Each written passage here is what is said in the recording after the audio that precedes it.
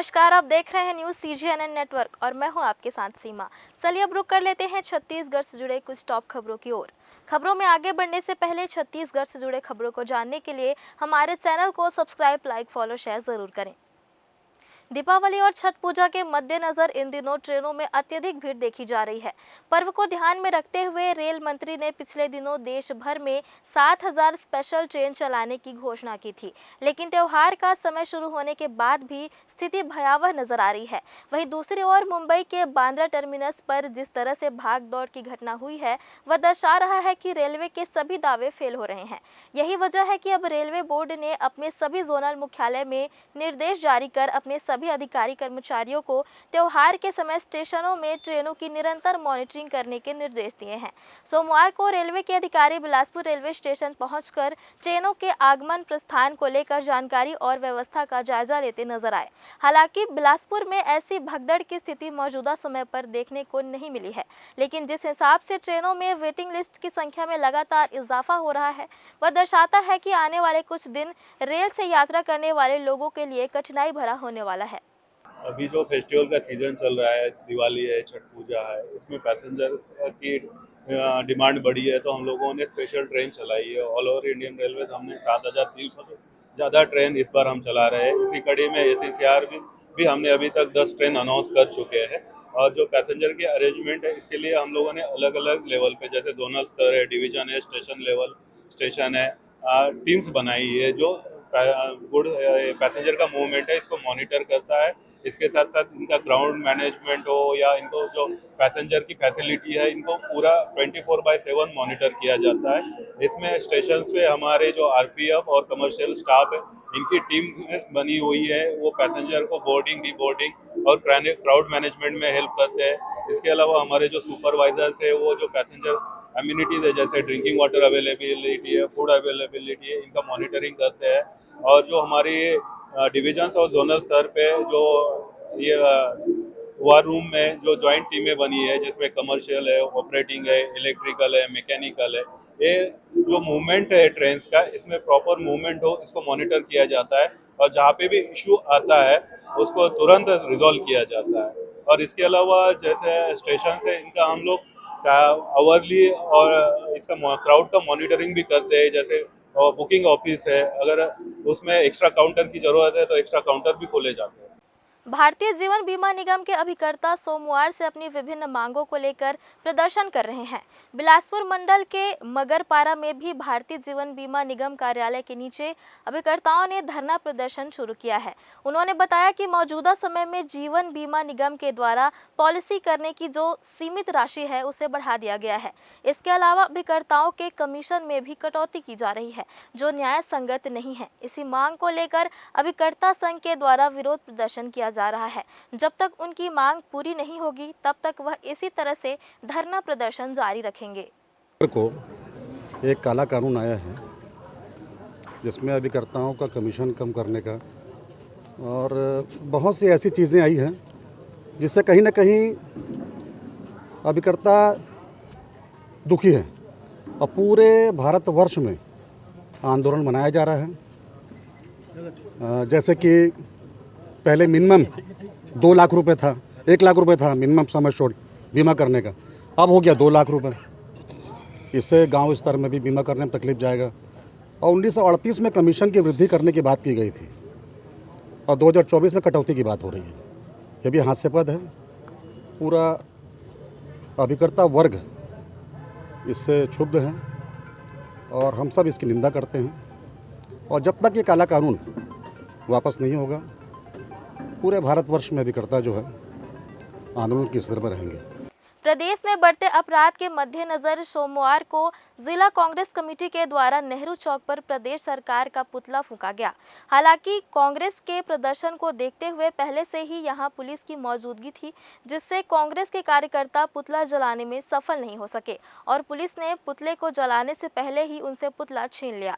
हालांकि कांग्रेस ने इसके बाद भी अपना हंगामा जारी रखा और नेहरू चौक पर प्रदर्शन करते हुए जिले के कांग्रेस कार्यकर्ताओं और नेताओं ने प्रदेश में बिगड़ती कानून व्यवस्था पर मौजूदा भाजपा सरकार पर कड़ी आलोचना करते हुए कहा कि जब से भाजपा की सरकार प्रदेश में आई है तब से लगातार अपराध बढ़ते जा रहे हैं।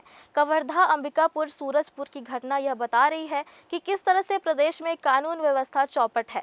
ऐसे में अब विपक्ष की सशक्त भूमिका निभाते हुए कांग्रेस छत्तीसगढ़ में बढ़ते अपराध को लेकर भाजपा की सरकार को कटघरे में खड़ा कर रही है। पूरे छत्तीसगढ़ में जब से भारतीय जनता पार्टी की सरकार बनी है, एक अराजकता का वातावरण है, नशाखोरी बढ़ गई है, चाकूबाजी की घटना बढ़ गई है और ये पहला अवसर है छत्तीसगढ़ के इतिहास में जिसमें थाने में और कलेक्टर ऑफिस को जला देने की घटना भी यहाँ घटित हुई। बलौदा बाजार में, कवर्धा में साहू परिवार के व्यक्ति को पूरा जला दिया गया।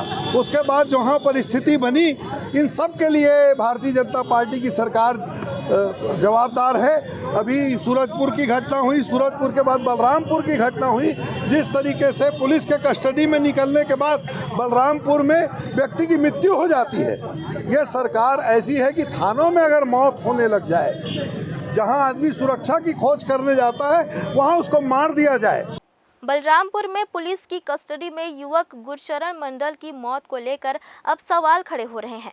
पुलिस ने जहां दावा किया है कि गुरचरण ने बाथरूम में फांसी लगा ली है, तो वहीं अब यह सवाल खड़ा हो रहा है कि जब गुरचरण उसकी पत्नी के लापता होने के संबंध में पूछताछ करने पुलिस स्टेशन गया था, तो पुलिस ने गुरचरण और उसके पिता को थाने बुलाया और 4 दिनों तक उन्हें हिरासत में रखा। इसके अलावा पुलिस पर यह भी आरोप है कि उसने उनकी बेरहमी से पिटाई की, जिस वजह से गुरचरण की मौत हुई है। इस संबंध में कांग्रेस के द्वारा अब सवाल उठाए जा रहे हैं। उनका कहना है कि किसी भी व्यक्ति को 24 घंटे से अधिक समय के लिए हिरासत में नहीं रखा जा सकता, लेकिन गुरचरण और उसके पिता को 4 दिनों तक हिरासत में क्यों रखा गया, उन्हें कोर्ट में प्रस्तुत क्यों नहीं किया गया। इसके अलावा उन्होंने यह भी सवाल उठाया कि मृतक के पास टॉवल कहां से आया, तो वहीं मृतक का पंचनामा परिजनों के सामने क्यों नहीं कराया गया। सोमवार को जिला कांग्रेस भवन में आयोजित प्रेस वार्ता के दौरान कांग्रेस के दोनों अध्यक्षों ने प्रदेश सरकार पर सवाल खड़े करते हुए कहा कि बलरामपुर की यह घटना कहीं न कहीं पुलिस की जाति को दर्शा रहा है। इसके साथ ही प्रदेश में भाजपा की सरकार को आए 1 साल भी नहीं हुआ है, लेकिन इस दौरान अपराध जिस तेजी से बढ़ रहा है वह दर्शा रहा है कि प्रदेश के गृह मंत्री निरंकुश हो चुके हैं। ऐसे में उन्हें तत्काल अपने पद से इस्तीफा दे देना चाहिए।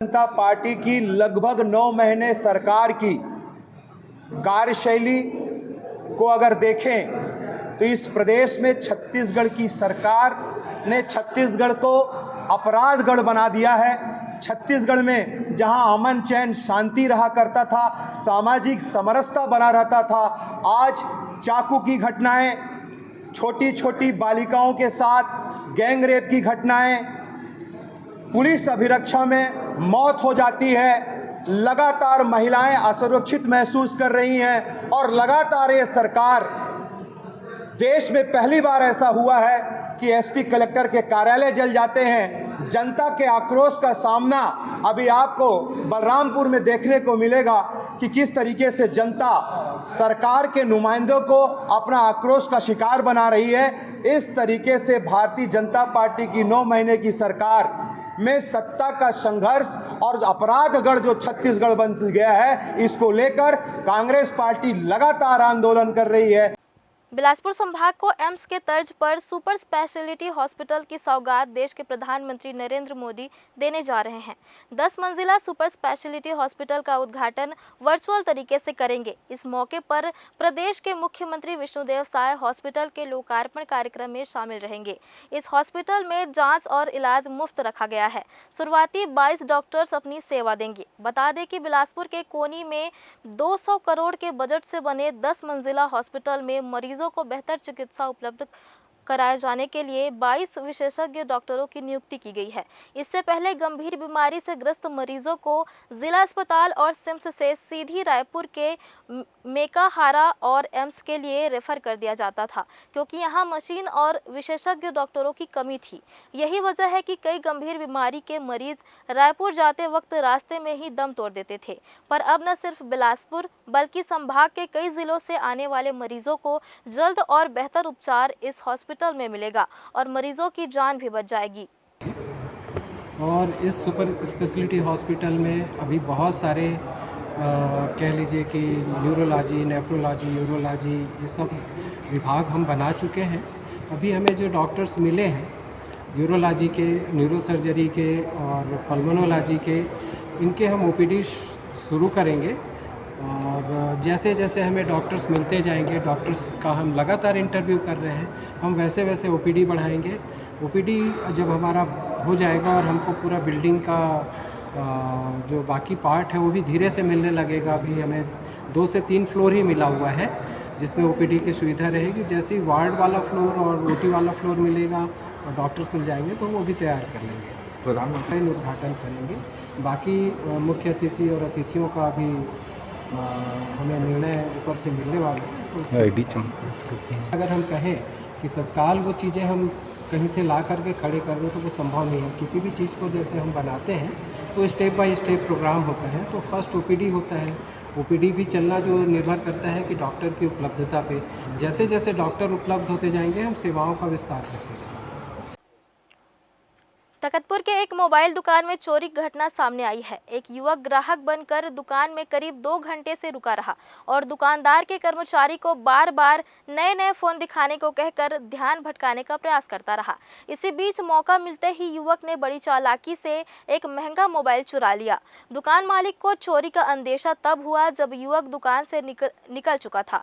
तुरंत संदेह होने पर उन्होंने सीसीटीवी फुटेज की जाँच की, जिसमें आरोपी युवक की हरकतें साफ दिखाई दे रही थी। कैमरे में कैद इस घटना के आधार पर दुकान मालिक ने तुरंत थाने में शिकायत दर्ज कराई। शिकायत मिलते ही तकतपुर पुलिस हरकत में आई और घटना की गहन जांच में जुट गई। पुलिस सीसीटीवी फुटेज की मदद से आरोपी की पहचान करने और उसे जल्द से जल्द पकड़ने का प्रयास कर रही है।